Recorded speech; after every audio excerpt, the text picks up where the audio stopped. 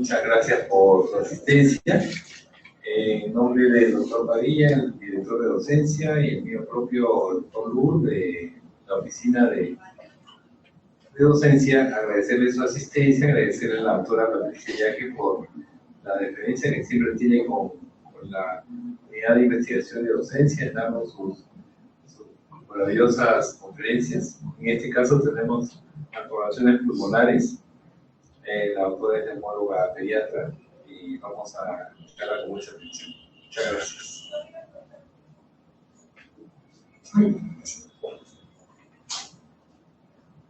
Bueno, buenas tardes a todos los presentes. En los siguientes minutos voy a hablar sobre algunas claves para diagnosticar malformaciones pulmonares, y los objetivos son describir las formas más comunes de presentación de estas malformaciones y conocer qué exámenes auxiliares se debe pedir a los niños en lo que se sospecha de este tipo de patología. Las malformaciones pulmonares congénitas van a ser un grupo heterogéneo de desórdenes del desarrollo pulmonar que pueden afectar al parénquima pulmonar, a los vasos pulmonares o al drenaje arterial o venoso. Es más frecuente de lo que se sospecha. Se piensa o se estima que tienen una frecuencia de presentación de 1 en cada 2.000 a 2.500 nacimientos, y se ha visto que en los últimos años ha habido un aumento progresivo del diagnóstico. Más que debido a que se presenten más malformaciones pulmonares, probablemente es que ahora se cuentan con más medios diagnósticos y se hace ecografía prenatal en muchos embarazos, y eso también permite hacer diagnóstico prenatal.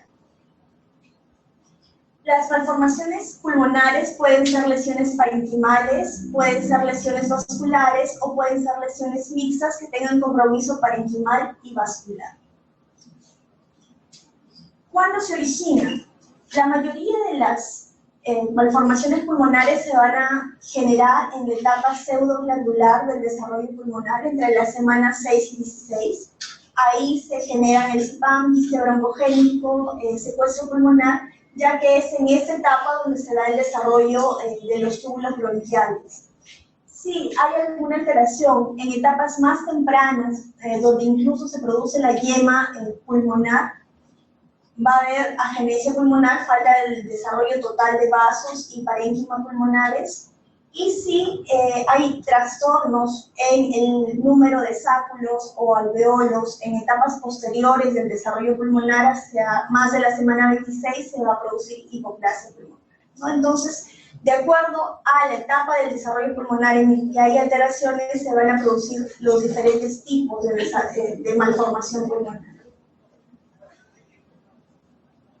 ¿Cuál es la causa? ¿Qué causa las malformaciones pulmonares? Hay múltiples teorías y probablemente varios factores mecánicos, genéticos y asociados en algunos casos a la ingesta de medicamentos. Sin embargo, ya se conoce que algunas mutaciones específicas en factores de crecimiento que participan, como el factor de crecimiento 10, en la inducción y elongación de la yema pulmonar, estarían involucrados en estos procesos. ¿Cómo se presenta un niño con una malformación pulmonar? Se puede presentar de múltiples formas. Uno, puede venir con un diagnóstico prenatal por una ecografía que le hacen a la mamá. Dos, puede ser un niño que no tenga ecografía prenatal o que tenga y no se haya diagnosticado la malformación pulmonar, pero tiene dificultad respiratoria severa luego de nacer. Puede ser un niño que viene porque ha tenido neumonía más de 3 veces en su vida o más de 2 veces en los últimos 6 meses. O puede ser un hallazgo incidental a tomar exámenes de radiografía de tórax por otro motivo. Voy a presentar algunos casos de pacientes que he podido ver acá en el instituto y fuera del instituto durante la formación, para mostrarles cómo es que se pueden presentar estos pacientes.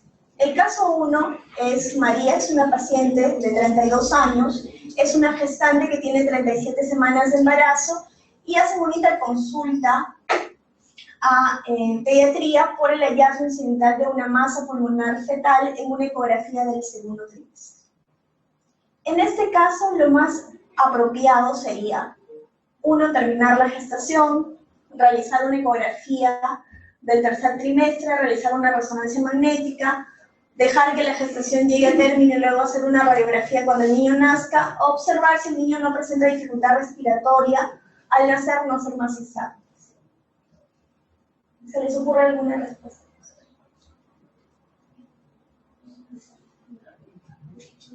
¿La qué? La B. Quizás la B y la C son respuestas correctas. Recordemos que la ecografía que tiene María es del segundo trimestre y lo que se ha encontrado es que imágenes de ecografía y de resonancia magnética en el tercer trimestre que cuantifiquen el tamaño de la malformación se asocia a la presencia de dificultad respiratoria, con una buena sensibilidad y una buena especificidad. Entonces, si yo hago una ecografía o resonancia magnética en el tercer trimestre y tengo volúmenes mayores a 24 centímetros cúbicos en la resonancia y más de 34 en la ecografía, puedo decir con buena sensibilidad, con una sensibilidad de casi 100% que ese niño va a tener dificultad respiratoria al nacer. Probablemente necesite nacer por cesárea y necesite estar en un hospital donde pueda ser monitorizado luego del nacimiento. Bueno, María fue sometida a una cesárea a las 38 semanas cuando inició el trabajo de parto y nace una niña, mujer a término, con buen peso y con un examen físico completamente normal. Se le hace luego de nacer una radiografía y si ustedes pueden ver en la radiografía del tórax se observa en la región basal derecha una imagen sugestiva de quistes, ¿verdad? ¿Qué hago en este caso? Es una niña que me dijeron tiene un quiste pulmonar antes de que nazca y cuando nace la placa es, la niña está muy bien, pero parece que acá hay una imagen quística. ¿Cuál es el siguiente paso? Que venga el cirujano del tórax, pedir prequirúrgicos, realizar tomografía pulmonar con contraste, realizar ecografía torácica o solo la observo. ¿Qué hacer? Realizar una tomografía pulmonar con contraste. Así es. La tomografía pulmonar o torácica con reconstrucción en 3D y con contraste es el gol estándar para diagnosticar malformaciones pulmonares. Es un método que no es invasivo, tiene una alta resolución, es la imagen de elección. Sin embargo, en todo niño que se pida una tomografía de tórax hay que consultar antes para ver el momento en el que se pide y ya que siempre que un radio piense irradiar a un niño hay que pensar en el principio de Alara, que por sus siglas en inglés significa que debemos dar la mínima radiación posible, ¿ya? Por la asociación de radiación con cáncer, sobre todo cáncer hematológico en niños, y porque el niño tiene todo el resto de su vida para estar expuesto a radiación. Entonces, se le hace a la bebé de María, se le hace una tomografía y se constata que en la base pulmonar derecha, donde habían estas imágenes quísticas, efectivamente hay una imagen multiquística en el lóbulo inferior derecho. ¿Cuál es el diagnóstico? Es CIPAM, que son las siglas de malformaciones congénitas pulmonares de la vía aérea. Eso es lo que antes se conocía como MAC y hasta ahora muchos llaman MAC pulmonar, quistes pulmonares.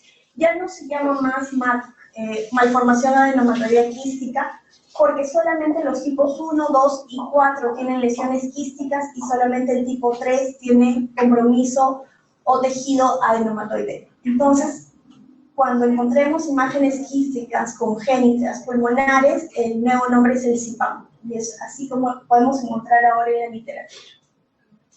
Este tipo de malformaciones congénitas son las más frecuentes, hasta la tercera parte de todas las malformaciones pulmonares, y a diferencia del secuestro pulmonar, la irrigación procede de la arteria pulmonar y el drenaje venoso va a la vena pulmonar. Es decir, tienen la misma irrigación que el resto del parénquima pulmonar. Se afecta el lado derecho igual que el izquierdo, puede afectar a cualquier lóbulo, generalmente se limita a uno, y fíjense que puede haber una regresión prenatal de hasta el 14% de los casos. Por eso es que hay que hacer varias ecografías. Si tiene una ecografía del segundo trimestre, hay que pedir una ecografía del tercer trimestre, y hay que verificar si cuando nace tiene la malformación pulmonar porque puede haber regresión prenatal. ¿Y hay regresión postnatal? Sí. Hemos aceptado el año pasado un paciente que venía con una tomografía al nacimiento de una imagen sugestiva de CIPAM, llega luego de la semana, el niño estaba tranquilo, se toma una placa de tórax y la imagen inicial había casi desaparecido. Y hay casos descritos en la literatura donde puede haber regresión postnatal. Entonces, hay que tener cuidado si la ecografía es en alguno de los trimestres de embarazo. ¿Cómo se clasifican las CIPAM? Se clasifican según Stoker en 5 grupos. La primera es incompatible con la vida porque hay una disginesia de las vías aéreas grandes, y bueno, los tipos 1, 2, 3 y 4, que son de acuerdo al tamaño del quiste y algunas características histopatológicas, que ya el patólogo, cuando se hace el estudio luego de la cirugía, nos dice qué tipo es. Este es un estudio retrospectivo de un centro, de un único centro, que muestra 20 años de experiencia con 19 casos. Probablemente ya tengamos más que eso, un par, en 2 o 3 años, ¿no? Y como vemos, el lado derecho se afecta igual que el lado izquierdo, el lóbulo superior se afecta igual que el lóbulo inferior. La mayoría de estos pacientes tuvieron CIPAM tipo 2, muchos de ellos tuvieron complicaciones como bronquiectasias o cambios de enfisema en las imágenes pulmonares, y la mayoría de niños se diagnosticaban chiquitos. Fíjense que casi 8 o 9 pacientes tenían menos de 1 año de edad cuando se diagnostica el CIPAM. Vamos a ver algunas imágenes para que se quede grabado, y si en un futuro ven algún niño que tiene imágenes quísticas, pensar en una malformación pulmonar congénita, ¿no? Esta es una niña de 2 meses con diagnóstico perinatal de masa pulmonar también en el lóbulo inferior derecho, y el gol estándar es la tomografía. Este es un varón de un día de edad con diagnóstico prenatal de masa pulmonar. Se ven imágenes quísticas múltiples que desplazan el mediastino, y se pueden corroborar también las imágenes quísticas en la tomografía pulmonar. Esta es una reconstrucción 3D que acá también las hacen muy bonitas y que permite evaluar la arquitectura pulmonar. Dasha es una niña recién nacida. Ella, luego del nacimiento, viene acá al instituto porque tenía atresia esofágica. Y esa es la placa de nacimiento. ¿Qué les parece? ¿Qué diagnóstico puede ser? A ver, algunos diagnósticos. Uno. Neumonía derecha, puede ser una agenesia pulmonar derecha. ¿Qué otra tenemos? Atelectasia. Puede ser una postneumotomía también. No tiene el antecedente, pero dentro del diagnóstico diferencial, cuando vemos esta imagen, una hiperinsulación lobar congénita izquierda, ¿no? Todas estas. Cuando hacemos la tomografía, se observa que no tiene parénquima pulmonar derecho, no tiene la arteria pulmonar derecha, entonces hay ausencia de parénquima, ausencia de arteria pulmonar derecha, pero tiene un bronquio rudimentario. Tiene un bronquio izquierdo, un bronquio derecho rudimentario, entonces eso es una aplasia pulmonar. La agenesia, aplasia y hipoplasia pulmonar son diferentes grados de hipodesarrollo pulmonar. La hipoplasia pulmonar es cuando hay parénquima, hay vasos y hay bronquios, pero de tamaño disminuido. En la agenesia no hay parénquima, no hay bronquio y no hay arteria pulmonar. Y la aplasia pulmonar no hay parénquima, no hay arteria, pero hay un bronquio rudimentario como es el que vimos. La hipoplasia pulmonar puede ser primaria, puede ser secundaria a oligohidramios, distrofias torácicas, masas pulmonares, hernias diafragmáticas, es decir, cualquier patología que disminuya el tamaño en el cual dentro de la caja torácica el pulmón puede expandirse en la etapa prenatal. Y puede ser desde niños asintomáticos hasta varios grados de dificultad respiratoria, y todo eso dependiendo del grado de hipodesarrollo del pulmón. ¿Qué exámenes pedir? La radiografía de tórax siempre es un examen inicial para plantear la sospecha. La tomografía torácica es de elección. La resonancia es muy buena para ver anomalías vasculares asociadas. El problema es la sedación, el tiempo que demora. y que el movimiento cardíaco y pulmonar y torácico puede generar artefactos. Y bueno, el pronóstico depende del grado de subdesarrollo de estas patologías. Ahora vamos a ver algunas imágenes. Esta es una niña de 5 días de vida con estrés respiratorio y una radiografía de tórax anormal. Se ve que no hay parénquima pulmonar derecho, no hay arteria pulmonar derecha y no hay bronquio. Entonces esta es una agenesia pulmonar. Este es un varón de 17 años con infecciones pulmonares recurrentes, no tiene parénquima pulmonar derecho, no tiene arteria pulmonar derecha y tiene un lóbulo rudimentario, ¿no? Esto es una aplasia pulmonar, como el caso que les presenté. Y este es un varón de 1 año con anomalías congénitas múltiples donde se ve el bronquio de tamaño disminuido, el pulmón de tamaño disminuido, es una hipoplasia. Estas son reconstrucciones en 3D de tomografías que se pueden hacer. El tercer caso es Sebastián, es un niño que lo conocí cuando tenía 4 años, ahora creo que ya tiene 6. Y viene a la consulta porque había tenido 3 episodios de neumonía. La mamá trae las placas de por lo menos 2 de estos episodios y se veía una opacidad en el lóbulo inferior izquierdo. Entre estos episodios de neumonía, la mamá no tiene radiografías normales. Antecedentes de su crecimiento y desarrollo son normales y el examen físico es normal. Esta es la placa que se le toma acá y se puede ver que hay una radioopacidad retrocardíaca izquierda. Entonces se le pide una tomografía con contraste y se observa una hiperdensidad en el lóbulo inferior izquierdo cuya vascularización proviene de la aorta descendente, ¿no?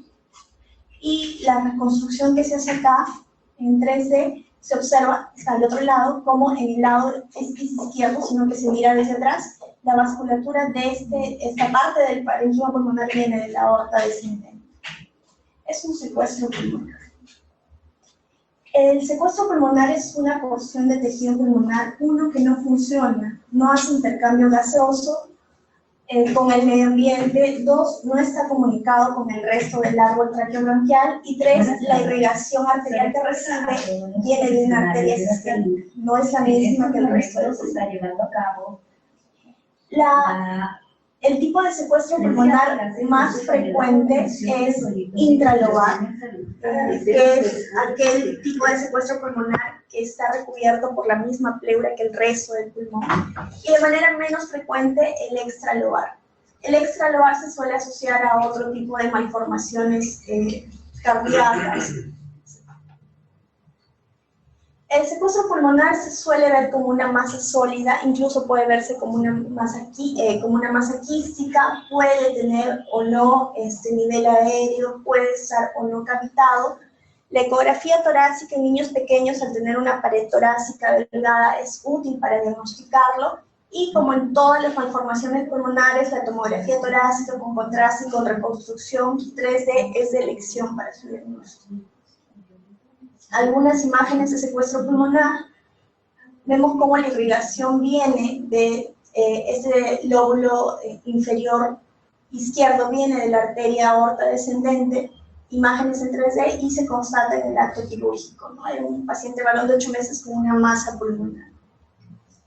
Este niño de 4 meses con dificultad respiratoria, que tiene una doble imagen en la región retrocardíaca izquierda, en la tomografía con reconstrucción se ve cómo viene una irrigación hacia este parénquima pulmonar de la aorta descendente.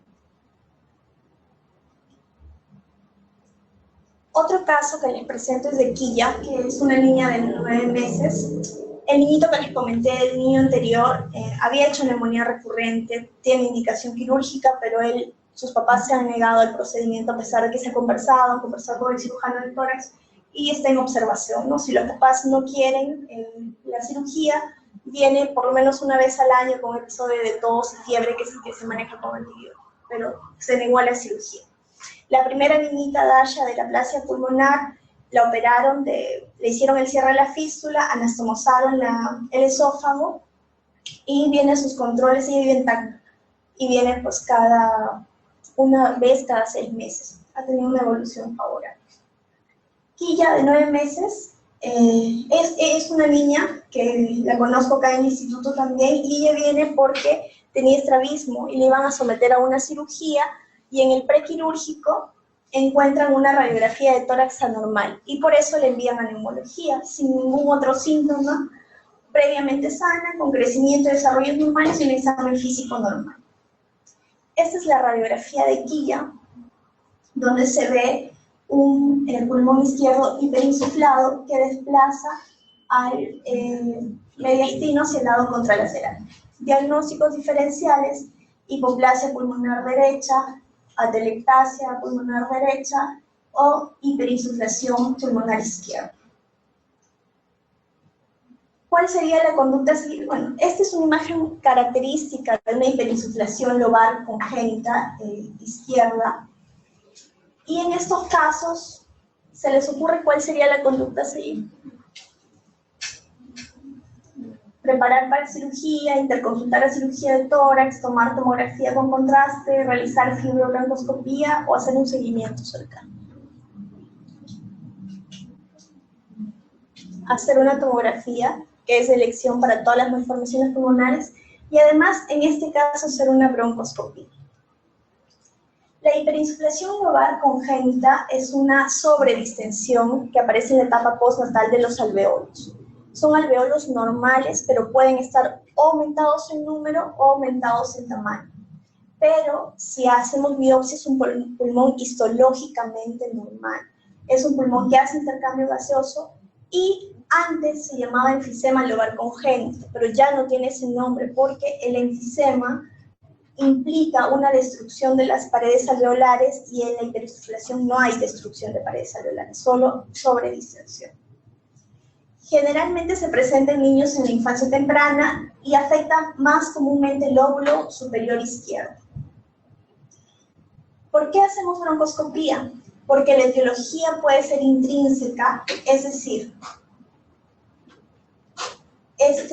el bronquio que ventila este pulmón suele ser broncomalacia, suele tener broncomalacia, ya sea porque la pared interna del bronquio es débil, tiene un cartílago anormal, o porque hay una masa que lo está comprimiendo. Entonces, siempre que diagnostiquemos hiperinsuflación lobar congénita, hacemos broncoscopía para evaluar cuál es el estado del bronquio que ventila ese pulmón.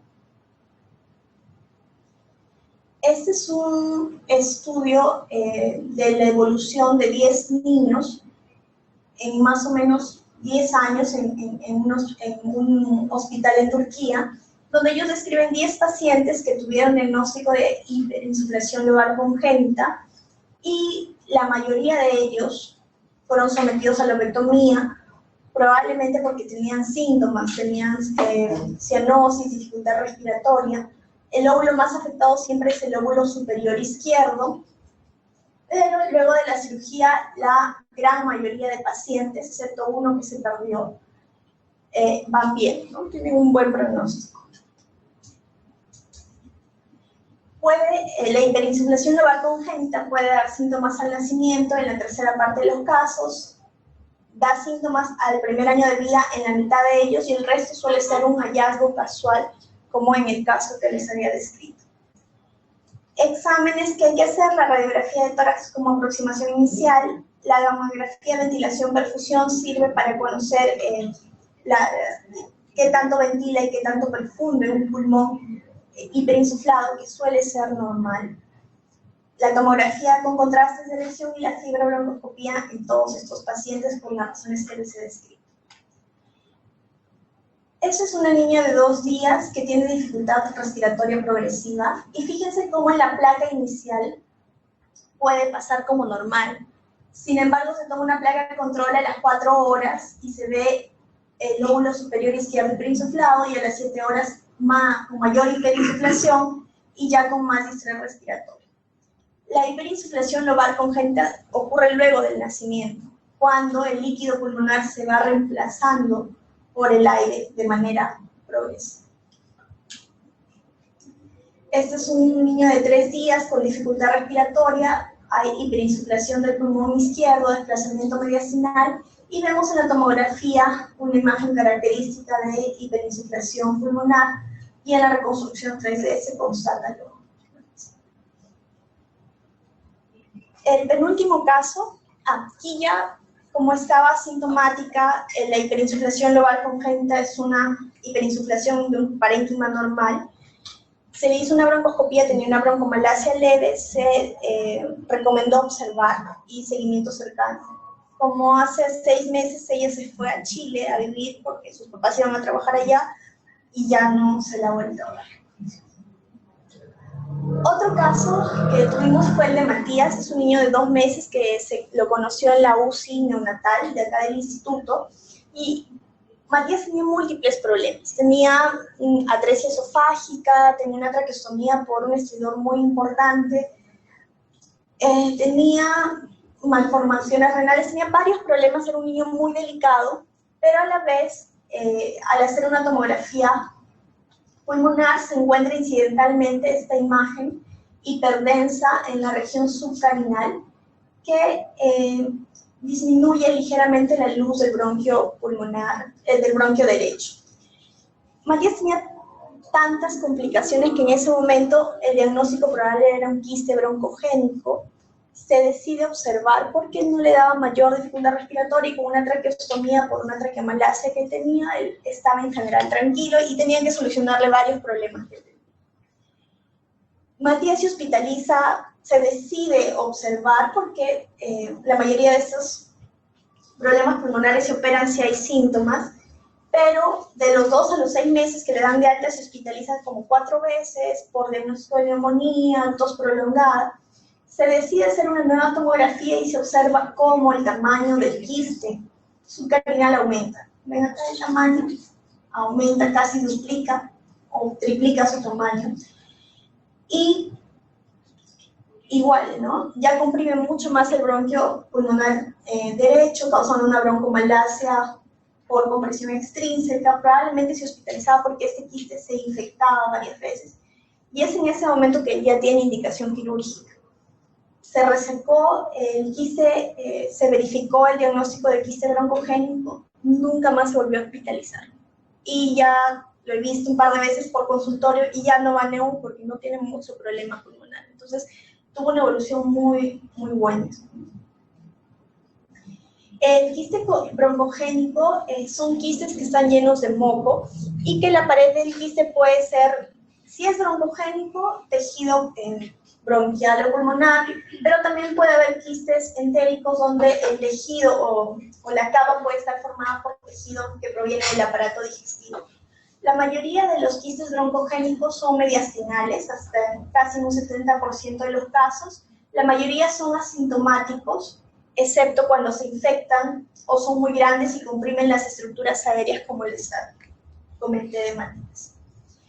La radiografía del tórax es una buena prueba inicial con una sensibilidad mayor al 90%. El esofagograma con varios podría servir para ver si hay compresión del esófago de manera extrínseca por la masa mediastinal. La tomografía del tórax con contraste es de elección y la resonancia es útil para diagnósticos diferenciales, sobre todo con alteraciones vasculares del mediastino. Imágenes de quiste broncogénico, más frecuente en el lado mediastinal, en este caso un varón de 18 años con dificultad respiratoria, probablemente estaba infectado o comprimiendo mucho el bronquio principal izquierdo. Esta es una mujer de 4 meses con dificultad, fiebre y dificultad respiratoria, igual un quiste broncogénico mediastinal, en este caso infectado. El último caso, Zoe, es una niña de 10 meses. A ella sí la conocí cuando a los 10 meses se hospitalizó en el Rebagliati. Había estado hospitalizada 2 veces, casi cada hospitalización por 1 mes. Tenía bronquiolitis y sibilancias, además de estridor. Cuando la veo tenía dificultad respiratoria, tenía retracciones, sibilantes. La radiografía del tórax, aparte de cierto engrosamiento peribronquial, no llama la atención. En la radiografía de esófago con contraste se ve una muesca a nivel de tercio medio de esófago, y en la broncoscopía se ve, normalmente esta es la región precarinal de la tráquea, normalmente esta es una región que se ve como una C, se ve con una disminución severa de la luz branquial y con latido alrededor de toda la estructura. Se le hace una tomografía y se ve un anillo vascular, que es un doble arco aórtico en este caso, con la reconstrucción. En este caso, la aorta, en vez de tener un solo arco, no en etapas tempranas de la formación de los vasos cardíacos, no se absorbe el otro lado del arco aórtico y atrapan como un anillo a la tráquea y al esófago dentro de eso. Entonces, estos niños suelen tener estridor, sibilancias recurrentes o persistentes. El manejo de elección en este caso es la resección de la rama no dominante de la aorta.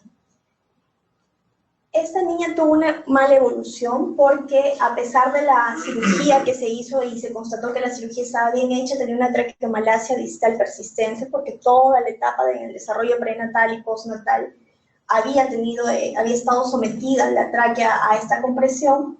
Ella le pusieron un stent traqueostomía, un stent endotraqueal porque no permitía salir del ventilador, pero luego falleció a los 2 meses de haber sido de alta por complicaciones con el stent endotraqueal. Los anillos vasculares son malformaciones de los grandes vasos del corazón. Este es un doble arco aórtico. Este es una arteria aórtica contralateral con un ligamento arterioso derecho que cierra el arco aórtico. Esta es una arteria innominada que sale de manera prematura y envuelve hacia la tráquea. Este es un esclerótica pulmonar donde la rama pulmonar izquierda, en vez de salir del tronco de la pulmonar, sale de la derecha. Todos estos casos hay en el instituto, muchas veces asociados a estridor, a dificultad respiratoria. Algunos requieren tratamiento si tienen muchos síntomas y todos también se diagnostican con tomografía pulmonar por contraste. Y finalmente, para acabar, ¿cómo se manejan estas malformaciones? Puedo saber que es un CIPAN, que es un quiste broncogénico, todos se operan. Si el niño tiene síntomas, neumonía recurrentes, dificultad respiratoria, el manejo no hay duda, es quirúrgico. Resección de la zona pulmonar afectada, a veces es solo del quiste. Si el niño está asintomático, depende. Quizás hicieron una encuesta en Canadá y les preguntaron a muchos cirujanos si operarían a un niño con una malformación pulmonar que no tiene síntomas. Las 2/3 partes de ellos dicen que sí, que harían una cirugía electiva por el riesgo de infección, riesgo de malignización, que son bajos realmente los pacientes, y porque mientras más pequeño se opere el paciente, generalmente antes de los 2 años, el óvulo que queda y no resecado puede todavía tener crecimiento alveolar y compensar mejor la pérdida de volumen al hacer una resección. Eso es lo que dicen los que están a favor de hacer una cirugía electiva. Los que están a favor de solamente seguir dicen que la tasa de infecciones es baja, la tasa de malignización también, y que realmente no se sabe cuál sería la evolución de estos pacientes si no se operaran, y cuántos de nosotros podemos tener alguna pequeña malformación pulmonar, pero no hemos sido diagnosticados porque antes no había ecografía prenatal y no se hacían tantos exámenes como se hacen ahora. Y solo les quiero presentar este estudio que me parece interesante porque ellos a lo largo de 10 años siguieron pacientes que no los operaron. Ellos siguieron 39 pacientes que tenían malformación pulmonar y decidieron no operarlos porque estaban tranquilos. Y vieron que en los 10 años, la tercera parte de todos los pacientes desarrollaban síntomas y tenían que ir a una cirugía. La mayoría de ellos se hacía seguimientos seriados con radiografía de tórax, tenía lesiones sin cambios, casi el 80%, y casi el 60% tuvieron al menos una tomografía de tórax al evaluar si el paciente tenía cambios en la radiografía de tórax. Entonces, algo que va contra el seguimiento de los niños asintomáticos es que de todas maneras se va a someter a más radiación y más estrés para los papás porque va a necesitar un seguimiento periódico. Y en los 10 años que ellos siguieron a los pacientes, ninguno de los pacientes resolvió o dejó de tener las lesiones que se habían descrito inicialmente. La causa más común por la que los niños que estaban en seguimiento fueron a cirugía fue por neumonía, casi en un 70% de los casos. La mayoría fue sometida a cirugía por toracoscopía y no había diferencias entre las complicaciones postoperatorias y la estancia hospitalaria con respecto a aquellos que se operaban de manera electiva. Y finalmente el estudio termina diciéndonos qué pacientes podrían tener más riesgo de necesitar una cirugía durante el seguimiento. Y algo importante es que aquellos pacientes que tienen una imagen más grande en la tomografía de tórax probablemente van a requerir con más frecuencia cirugía. Y esta diferencia es estadísticamente significativa. Ellos incluso hacen una regresión logística donde ven que al tener el diámetro de 5.3 centímetros en la tomografía, el 50% de estos pacientes necesiten cirugía en un futuro, ¿no? Entonces, el tamaño de la imagen, además de los síntomas, podría ser importante para ver qué pacientes requerirán operarse de todas maneras. En conclusión, las malformaciones pulmonares congénitas van a tener múltiples presentaciones clínicas. Podemos tener niños que tienen diagnóstico prenatal, neumonía recurrente, o puede ser un hallazgo incidental que se hace una placa por otro motivo. Y la primera aproximación diagnóstica en estos niños es la radiografía de tórax, pero la tomografía de tórax con contraste suele ser la prueba de imagen más importante. Muchas gracias.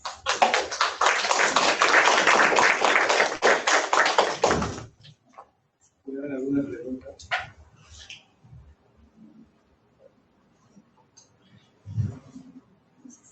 No hay preguntas. ¿Alguna pregunta? Doctora, una pregunta un poco no tan saliendo del tema. Una inquietud más que nada, que ustedes están en relación con los cirujanos de tórax y cardiovascular.